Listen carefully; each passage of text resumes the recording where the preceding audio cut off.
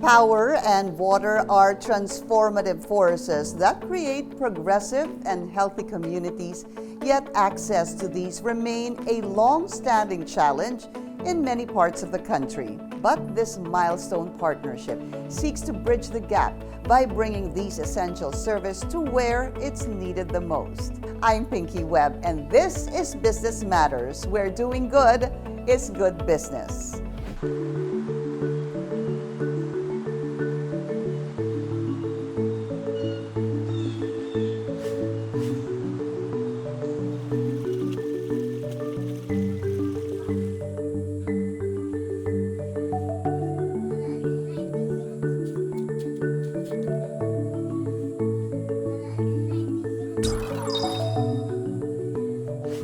Power and water, two of the most vital services that sustains life in our society today. But with topographical challenges and the funding and infrastructure gaps, access to these two essential services have been a long-standing challenge in many parts of the country. According to the 2023 Philippine Development Plan report, 5% of households still live without electricity. While the National Water Resources Board says that 11 million Filipinos still live without proper access to safe and potable drinking water. The Ipo watershed in Norzagaray, Bulacan is important for water security in Metro Manila, sourcing 98% of the NCR's requirements to let water flow in homes, offices, businesses, and public spaces. But despite its rich resource that supports millions of Filipinos, the same cannot be said for the indigenous people living in Sitio Sapang Munti, a rural IP community within the Ipo watershed. Mismong barangay nga namin dito, andito sa amin yung tubig. Pero alang tubig ang barangay. Talagang simula't-simula at kami mga bata pa, talagang dito kami kumukuha ng tubig sa balon na yung mga bukal. Taghirap po yung buhay namin dito, lalo na po pagdating po sa usaping malinis na tubig, yung malinis nga pong tubig. Bumibili pa po kami sa labas. Minsan naman po pag wala po talagang pambili, yun nga po nagpapakulo po ng tubig para may mainom. With no access to clean and potable water, the residents of the sitio are susceptible to waterborne diseases, affecting their health, overall productivity, and quality of life. Adding to their woes is the lack of power supply in the community. Dinadanas po namin dito yung umakyat kami sa bundok para makarating lang doon sa baba. Ang bibilin lang yun pong gas nga, yung gas na pang-ilaw namin.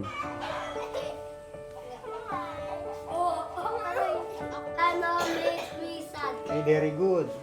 Without electricity, the progress of the Dumagats have been greatly compromised, particularly with education. With both teacher and students alike struggling under the blanket of darkness just to keep up with schoolwork and learning. Ano po namin yung gasera. Bibili po kami ng yung kerosene dito pa po sa labas po. Minsan naman po kandila. Mahirap po pagka sa gabi gagawa ka ng mga lesson plans and school devices. Sa mga bata naman po, pag bibigyan sila ng assignments, hirap din po sila sa gabi kasi nga walang ilaw. Hindi nila masyadong magawa yung kanilang assignment.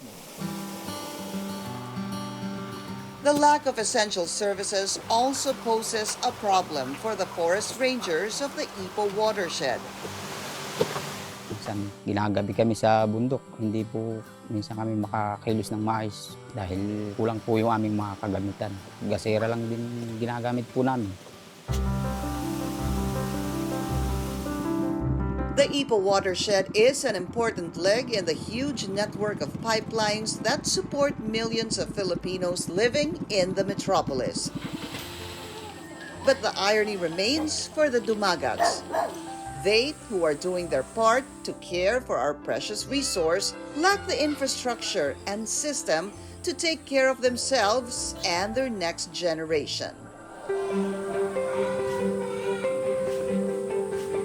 And so a partnership was formed between two of the corporate foundations of the country's top utility service providers, bringing progress and improving health conditions for the community through a milestone synergy that covers both the electrification and the provision of water access, sanitation, and hygiene or WASH services that the IP community needed the most. We are cognizant that Ipo watershed is one of the critical water sources in Metro Manila, which Manila Water service. Manila Water Foundation, through its institutional partners, the MWSS and One Meralco Foundation, provided a water treatment facility in an indigenous community in Sitio Sapang Munti in Norzagaray, Bulacan, to provide the sustainable water system and safely managed sanitation facilities for the communities in Sitio Sapang Munti. Sa pag-iikot natin sa One Meralco Foundation sa paghahanap ng mga lugar na walang kuryente, isa sa mga nakikita nating pangangailangan ng ating mga kababayan ay talagang magkaroon ng access, no? Very fundamental access to water because it addresses many things: health, daily survival, sanitation in your own household. Pag nalagyan ng kuryente ang water access system, makakarating sa pinakamalapit sa kanila, maaaring sa kanilang mga tahanan. Yung solar power system ay critical para mangyari itong change sa buhay ng ating mga kababayan.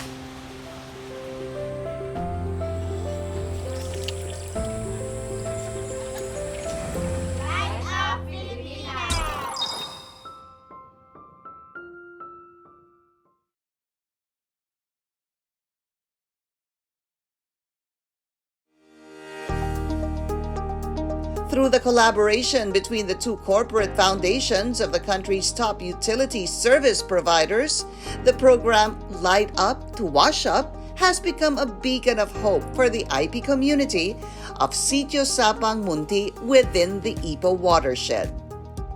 Disadvantaged communities are very susceptible to health risks. This is why the partnerships among corporations, partnerships with other sectoral organizations are very important and significant in providing the sustainable and meaningful interventions for us to be able to address the specific needs in their communities.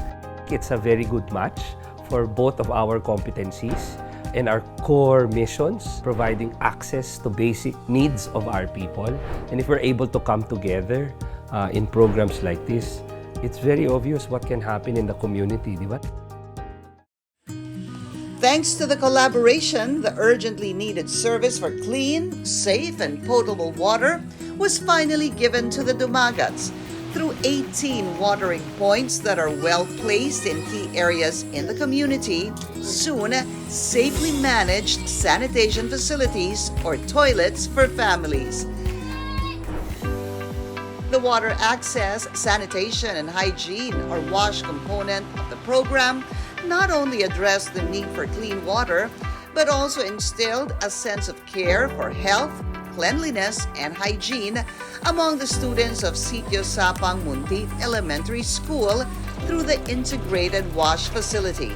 Meron po kaming tatlong bahagi. So yung unang bahagi po yun yung water access. So yun po yung nagbibigay ng water system sa community. And then yung second phase po, ito po yung sanitation. Ito naman po yung pagbibigay ng mga toilet sa mga community na wala po mga toilets. And then hygiene education na tinuturo din po namin sa mga community. And through the expertise and know-how of the electric company's corporate foundation, the water access facilities in Sitio Sapang Munti are powered using solar technology. This ensures a sustainable energization for the watering infrastructure that empower and enable 120 families in the community. Nag-install kami ng solar PV system sa isang komunidad na may pangangailangan upang matugunan yung kanilang access sa tubig. Last December 2022, naisaka to para namin yung proyekto na yon at na-energize namin ang kanilang water facility upang magbigay ng supply ng tubig sa around 120 residents dito sa Sitio Sapang Munti. One Meralco Foundation also provided Dumagats families with their solar lamps that are used not just to light up homes, empower forest rangers in their duty, but also energize the dreams and hopes of the students of the community that had long been shrouded by darkness. Po, madali na nung nagkaroon ng mga solar lights dito. Kasi po pagkagabi may ilaw na. Nakakagawa po kami ng mga lesson plans para sa pagtuturo sa kinabukasan. And then yung mga bata naman po ay naging maayos ang kanilang pag-aaral. Sa mga assignments, lahat nagagawa naman na nila. Dapat talagang mapangalagaan natin itong watershed kasi una-una yung tubig diyan nang gagaling. Hindi naman tayo lang ang makikinabang, marami. And with safe and reliable water now readily accessible in the community, families are also empowered, enhancing their productivity, and they are now enabled to come closer to their aspirations in life. Sure po namin na ang pamilya po namin ay makakainom ng malinis na tubig, magagamit po sa pagluluto. Hindi na rin po kami sumasalok ng tubig sa sapa, sa malayo po para lang makakuha ng tubig na gagamitin. With the impactful results of the Light Up to Wash Up program in Sitio Sapang Munti, the synergy has been recognized by the League of Corporate Foundations as the Outstanding CSR Collaboration Project. The project provided sustainable and meaningful impact to the communities, specifically for women and children of Sitio Sapang Munti. And this same water system provided clean and potable water to Sitio Sapang Munti Elementary School with more than 100 kids, now that they can access the hand washing facilities, their toilet facilities, with continuing and reliable water supply 24/7. Isa ito sa mga pinakatanyag, very meaningful award for us. Kasi isa itong category na ang nire-recognize ay partnership. Ipinapakita talaga nito that poverty can be eradicated through unity. Delivering solutions where it's needed the most. A mission that all key players to nation building that have lived up to. And through the meaningful collaborations and partnerships, communities like Sitio Sapang Munti are given hope, a chance to prosper, and thrive. Manila Water Foundation hopes that there will be more collaborators in providing water treatment facilities in the entire country, specifically in marginalized and disadvantaged areas, so that we can protect the families from waterborne diseases for their overall health and well-being. Sa mga proyektong tulad ng Water Access Electrification Program, mas maraming partnerships na nabubuo. At kami naman ay handang tumugon. Habang andyan ang mga teknolohiya na pwede natin gamitin, andyan ang suporta ng Meralco, we can go to as many places, especially to those areas which really need power the most.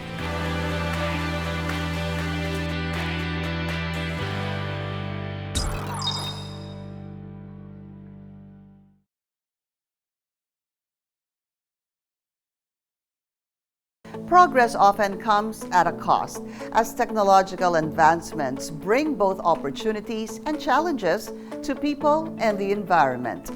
A foundation affiliated with one of the country's top conglomerates has chosen a unique course by exploring agriculture, health, environmental awareness, and education to seamlessly unite business with sustainable development.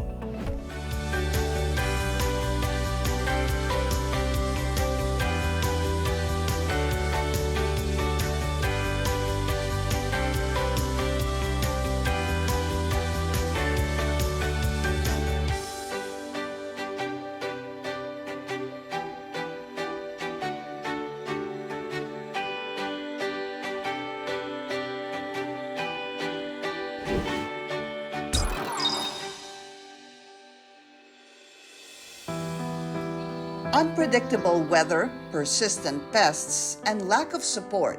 These are the difficulties ingrained in traditional farming that aggravate the challenges faced by an already struggling agricultural community in Butuan City, Agusan del Norte. Experience po namin yan, lalo na pag may mga calamity, yung darating yung bagyo na hindi mo inaasahan, yung bagyong Odette na lahat talaga ng mga pananim namin, wala kami nakukuha, bagsak lahat. Peste talaga ma'am, yung lalo na sa palayan. At nandyan din yan sa mga pananim namin na gulay. Magtanim na lang kami ulit, maghintay na naman ng another days na makapag-umpisa na naman kami ng pagtatanim. Saka yung may naitatanim ka na tapos walang ulan. Nandoon talaga yung failure sa isang magsasaka.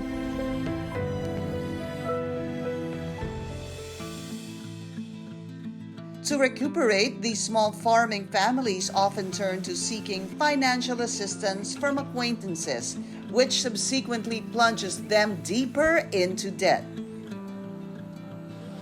Naghanap na lang kami ng financial kasi maggastos ka talaga sa pagpa-farming, lalo na sa pagpalan prep. Pag na-damage lahat, yun, malugi ka ng ganun na halaga. Nearly 2 years after the devastation of Typhoon Odette, Lydia and her family found themselves regaining their footing thanks to a program initiated by the social responsibility arm of one of the country's top conglomerates. Ang kabalikat sa kabuhayan ay nag-umpisa noong year 2007 nung naisip ni Mr. Henry C. Sr., ang aming si Tatang, nang gumawa ng isang project para sa mga farmers para maiangat ang antas ng kanilang pamumuhay. Kasi gusto niya yung mga farmers ay huwag mahuli sa kaalaman sa technology ng pagtatanim. As of now, we have trained more than 28,000 farmers.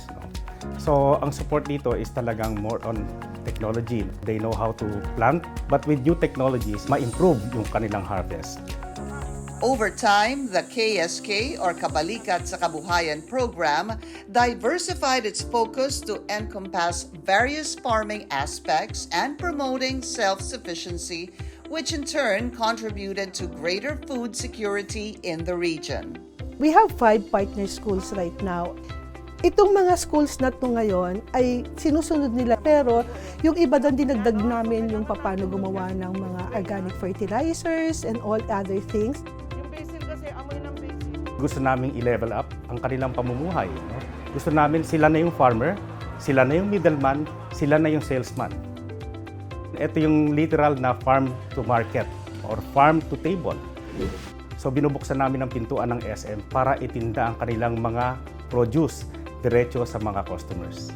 Binibigyan rin yung mga farmers ng pagkakataon na mag-display ng kanilang product sa mga SM at yan ang tinatawag naming Sunday markets.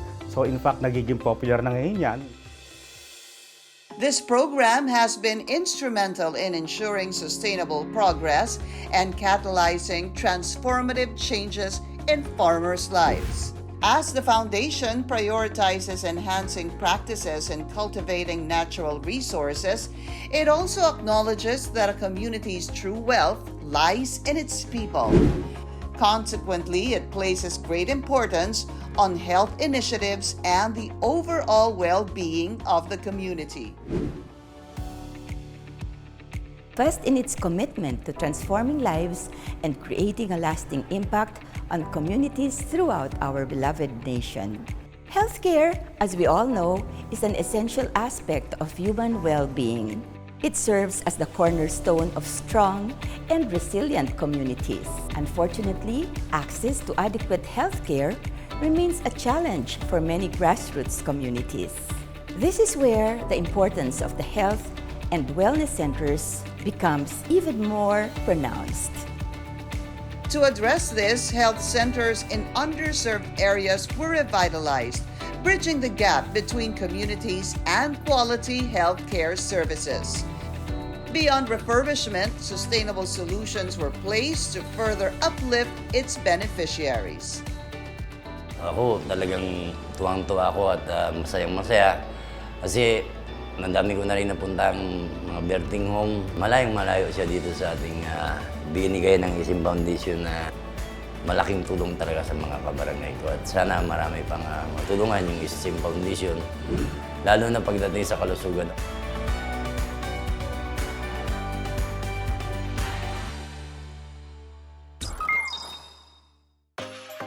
If you're looking to escape the hustle and bustle of the city, why not fly down south for a quiet retreat atop the beautiful mountainside of Busay, Cebu City? The Pink Door is a 4-story rentable home that promises a vacation like no other. With its charmingly furnished rooms, each equipped with its own living room, kitchen, dining area, and a spacious balcony to take in and admire the spectacular view of the city. You'll surely be treated to an exceptional and wonderful experience. Whether you want to relax and unwind in the property's plunge pool and lounging area, or fancy a short walk in the garden where a picturesque glass house and pavilion awaits you, there's definitely a lot to enjoy in this one-of-a-kind vacation experience south of the metro.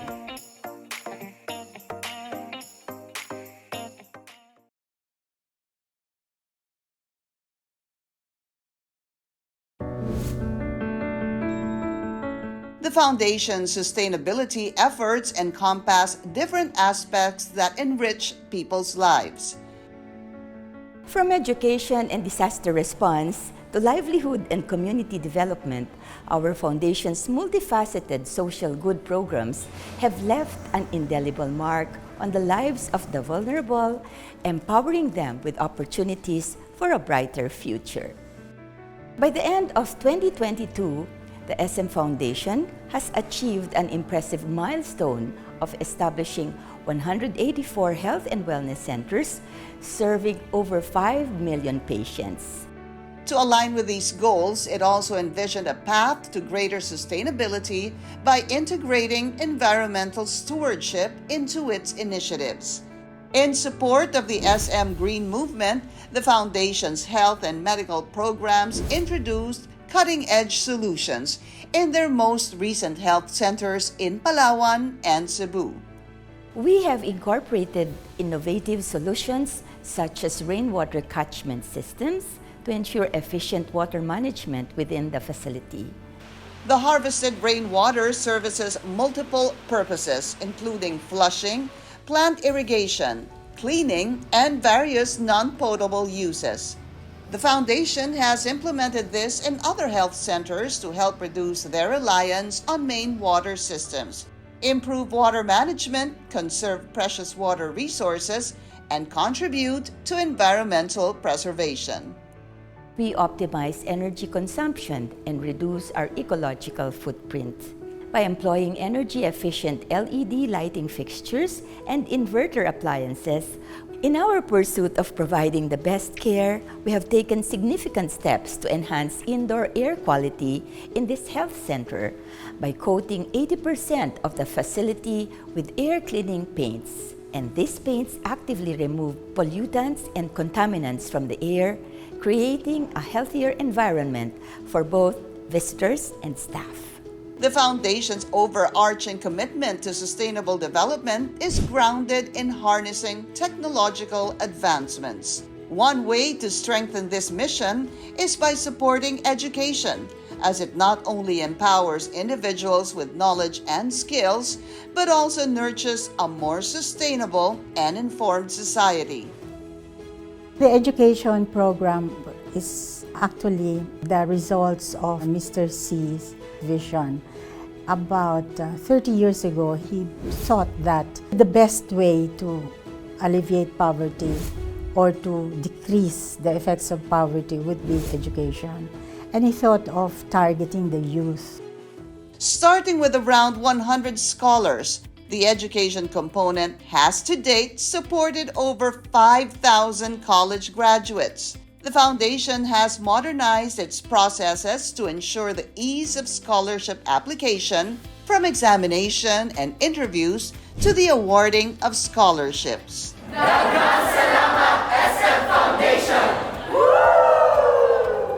In addition to scholarships, the Foundation places a strong emphasis on establishing an enriching learning environment for students. One of the factors there would be the lighting of the schools, the classrooms, and this one, installing solar panels. The Sinag Schools is a collaboration between SM Foundation, School Building Program, and Maxion Solar Technology. Aside from using clean and renewable energy, this also provides our students with access to more learnings and even hands-on learning on the new technology. Through the Social Good Partnership, students also gain solid understanding about renewable energy, its importance in protecting the environment, and helping ensure a sustainable future for our planet. Beyond this, the Social Good Arm ensures that its school buildings are built to help students maximize their potential. It's not difficult to being able to really look at the specific needs of students. I have to give it to the team for doing that, like things that we take for granted, left-handed armchairs for left-handed persons, hand washing facilities, gardens, water tanks. Now, this excellent project, which is actually putting a solar panel to power up a school. It's actually the impact that actually it creates to those who will benefit from it. Indeed, the impact extends beyond academic achievements, as the program encompasses significant environmental benefits aimed at addressing climate change and reducing greenhouse gas emissions.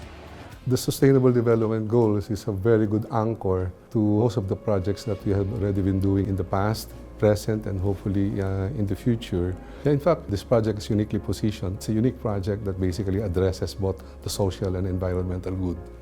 With an unwavering commitment to create a positive impact in critical areas, the foundation owes its continuous success to the visionaries behind its plans. Ito talaga ay nakita ni Mr. Henry C. Sr. noon pa, no? At ito ay pinagpapatuloy ng top management ng SM. Tuloy-tuloy ito through SM Cares and SM Foundation in every community that we serve. The dedicated executors. Together, we can create a society that truly leaves no one behind. And value partnerships. It is a symbol of hope, compassion, and social responsibility. The commitment of SM Foundation, we do really hope we'll be able to deliver our projects better. As well as the beneficiaries who entrusted their future to its transformative initiatives, inspiring a shared vision for a better and more inclusive world. Each of us can play a part in empowering various sectors and ensure a collective and sustainable progress by embracing diversity and standing alongside the underrepresented. The companies we choose to support reciprocate by leading us towards a brighter and more inclusive future. Join us again next week as we share more inspiring stories of communities and people whose lives have changed for the better. For comments, suggestions, and updates, do follow us on our social media accounts. I'm Pinky Webb, and this is Business Matters, where doing good is good business.